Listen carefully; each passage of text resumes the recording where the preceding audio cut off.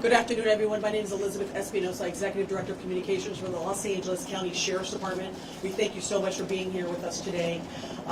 In the order of speakers that we will have today will be LA County Fire Chief Daryl Osby, and then we will have LA County Sheriff Alex Villanueva come to the podium.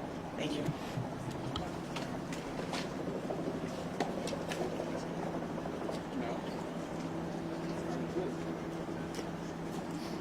Let's go live with Chief Daryl Osby of the County Fire Department.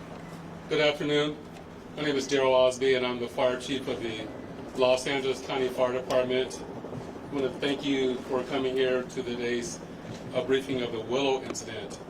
Today, shortly before 10 o'clock at 9:47 a.m., the Los Angeles County Fire Department received a 911 call of a potential helicopter down in a brush fire at the intersection of Los Virgenes Road and Willow Glen Street in the city of Calabasas in unincorporated Los Angeles County. Upon arrival, our firefighters discovered approximately a quarter-acre brush fire that resulted from a crash on the hillside. The Los Angeles County Fire Department initial response was 15 pieces of apparatus and 56 personnel that consisted of paramedics, engine company, heavy rescue, truck company, hand crews, and aircraft, and a chief officer to oversee the incident. Upon arrival during the incident, and upon arrival of the Sheriff's Department, our two respective departments entered into unified command to handle this incident. Our firefighters on scene indicated that there was a debris field in steep terrain with a quarter-acre brush fire that was occurring at the time.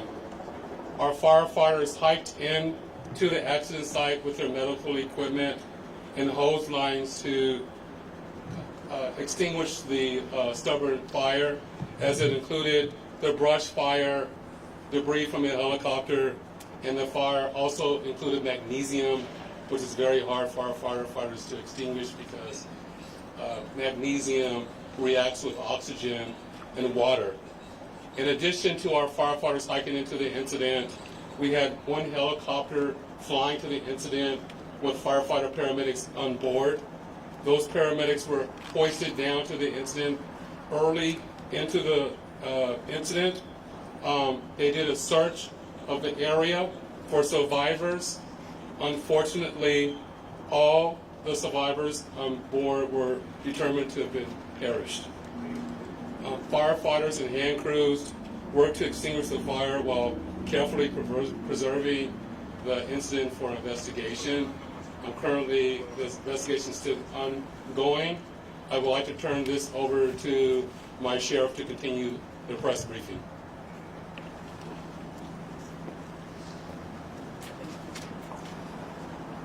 Thank you, Chief Osby. Personnel from Los Angeles Sheriff's Station responded to the scene of the crash site and assisted the fire department, and we've established a containment area, and now our Aero Bureau has a handle on traffic or aircraft accidents. However, when there's a fatality, then it switches to the National Transportation Safety Bureau, the NTSB, and the Federal Aviation Administration, the FAA. The FAA is already on scene and assisting. We're waiting the arrival of the coroner's office to assist in the recovery of the remains. As the chief indicated, there were no survivors. We have a manifest that indicates that there was 9 people on board the aircraft, the pilot plus 8 individuals. There is wide speculation of who the identities are. However, it would be entirely inappropriate right now to identify anyone by name until the coroner has made the identification through their very deliberative process, and they've made notifications to next of kin. And it'd be extremely disrespectful to understand that your loved one was perished and you learn about it from TMZ. That is just wholly inappropriate, so we're not going to be going there. We're going to wait till the coroner does their job, and we're assisting the families of those who believe they've been impacted, and it's a tough process. And our hope goes out to all of the members who were on board, all the family of everyone who was on board this aircraft, and God bless their souls.